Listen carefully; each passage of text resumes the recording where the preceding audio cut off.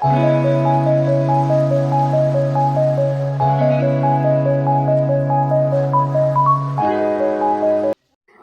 Everyone, good morning. আশা করি সবাই খুব ভালো আছো। আমার চ্যানেলের আরেকটি নতুন ভিডিওতে তোমাদের জানাই স্বাগত। ভিডিও শুরুতেই বলি শুভ নববর্ষ। নতুন বছর সবার খুব ভালো কাটুক। বড়দের জানাই আমার প্রণাম, আর ছোটদের অনেক অনেক ভালোবাসা আর আদর। আজকের ভিডিওটা একদম সকাল সকাল শুরু করলাম। নববর্ষটা আমি কিভাবে কাটালাম সেটাই আজ বলবো। আজ একটু তাড়াতাড়ি ঘুম থেকে উঠে পড়েছিলাম। উঠেই একটু বাইরের পরিবেশটা উপভোগ করছিলাম। নতুন বছর যেহেতু, তাই সব কিছুই আর কি নতুন। মা তাই বিছানায় নতুন চাদর পেতেছিল, সেটাই আর কি একটু ঠিকঠাক করে নিলাম। নতুন বছর মানে পুরনো সব কিছুকে ভুলে নতুনভাবে সব কিছুকে তুলে ধরা। তাই পুরনো সব কিছু ভুলে নিজেকে নতুনভাবে তুলে ধরো। এরপর তাড়াতাড়ি স্নান করে নতুন জামাটা পরে নিলাম। আজ আবার আমার বান্ধবীর সাথে মন্দিরে পুজো দিতে যাওয়ার কথা, তাই আর কি একটু মেকআপ করে নিলাম। পেছন থেকে মা তাড়া দিচ্ছিল তাড়াতাড়ি রেডি হওয়ার জন্য। আমাকে কেমন লাগছে অবশ্যই জানিও কিন্তু। বান্ধবী আসতেই ওর সাথে হাঁটতে হাঁটতে মন্দিরের উদ্দেশ্যে বেরিয়ে পড়লাম। হাঁটতে হাঁটতে মাঝখানে ওর সাথে একটু ইয়ার্কি মেরে নিলাম। আচ্ছা না বক্তব্য আছে তা বলুন। হাঁটতে হাঁটতে মিষ্টি দোকানে পৌঁছে দেখি ও মা, এ কি বিশাল লাইন। বছরের প্রথম দিন তো লাইন থাকাটাও স্বাভাবিক।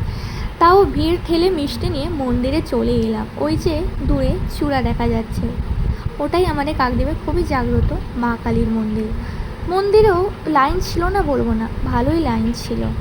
আমরা প্রথমে শিব মন্দিরে পুজো দিয়ে তারপর হনুমানজিকে পুজোটা দিয়ে দিলাম। এই দিকে পুজো শেষ হয়ে মাকে পুজো দেওয়ার জন্য যখন দুজনে লাইন দেবো ভাবলাম, লাইন দেখে তো মাথায় হাত। এই লাইন তো শেষই হচ্ছিল না। আমি পুরোটা তোমাদের সামনে তুলে ধরতে পারিনি, বাট যেটুকু তুলে ধরতে পেরেছি সেটুকুই দেখালাম। লাইন দেখে আমার বান্ধবীর তো একেবারে পাগল পাগল অবস্থা। লাইন দেখে আপনার কীরকম মতামত? খুবই খারাপ। লাইন দেখে ওখান থেকে চলে এলাম আরেকটি প্রাচীন কালী মায়ের মন্দিরে। এই মন্দিরটা ভীষণভাবে জাগ্রত। এখানে লাইন কম ছিল, সেটাই আর কি ও ভিডিওর মাধ্যমে বলছিল। কি সুন্দর সবাই ধূপ জ্বালছে, তাই না? ফাইনালি এতক্ষণ পর পুজোটা সম্পূর্ণভাবে দিতে পেরেছি। তোর আজকে কিছু অভিজ্ঞতা, নতুন বছরে ফার্স্ট দিনে কিছু এক্সপিরিয়েন্স পুজো দিয়ে ভালো লাগলো? হ্যাঁ, খুবই ভিড়। ঠিক আছে, খুবই ভিড়। আর তুই যে লাইনে দাঁড়িয়েছিলিস আমার জন্য এতক্ষণ, তার জন্য থ্যাঙ্কস, অসংখ্য অসংখ্য ধন্যবাদ। তোকে আমি পরে খাইয়ে দেবো। বড় বিষয় বড় বিষয় না। তাহলে কি বড় বিষয়? পুজো দিতে এসেছিলাম, প্ল্যান হয়েছে রাত 1টার সময়। রাত 1টার সময় মাথা খাচ্ছিলিস তুই আমার, সেটা বড় বিষয় নয়, সেটা বড় বিষয় নয়।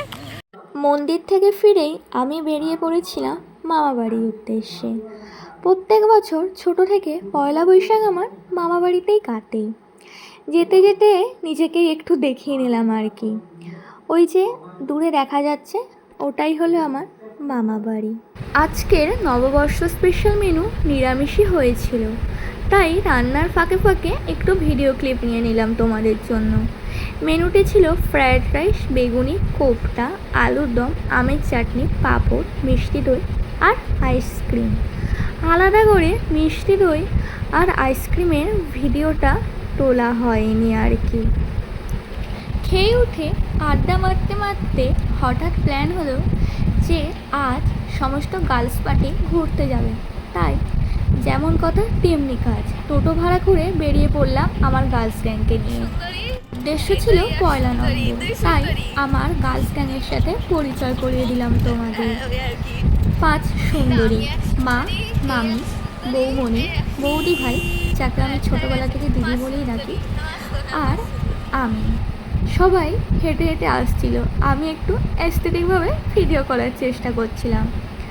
জায়গাটা খুবই সুন্দর, অবশ্যই তোমরা একবার যেতে পারো, কিন্তু আমি সাজেস্ট করব বেশি রাত পর্যন্ত না থাকাটাই শ্রেয়। যেহেতু জায়গাটা সুন্দর, তাই কিছু ক্লিপ আর কি আমি তুলে ফেললাম। তারপর আমি আর দিদি একটু টাইটানিক পোজে ছবি তোলার জন্য নিচে গিয়ে কাদা মারছিলাম। নিচে যেহেতু পাথর ছিল তাই যেতে একটু ভয়ই হচ্ছিল বটে। সন্ধে নামতে আমরা আবার টোটো করে বাড়ির উদ্দেশ্যে রওনা দিলাম। এখন বাজে দুপুর 1টা। পরের দিন ভিডিওটা আমি এডিট করতে বসেছি। সেই দিন সন্ধ্যার পর থেকে আর সেভাবে কোনো ক্লিপ আমি নিতে পারিনি, তাই আজকের ভিডিওটা এখানেই শেষ করছি। ভিডিওটা কেমন লাগলো অবশ্যই কমেন্ট করে জানিও, লাইক শেয়ার করতে ভুলো না, অবশ্যই চ্যানেলটা সাবস্ক্রাইব করে দিও। টাটা।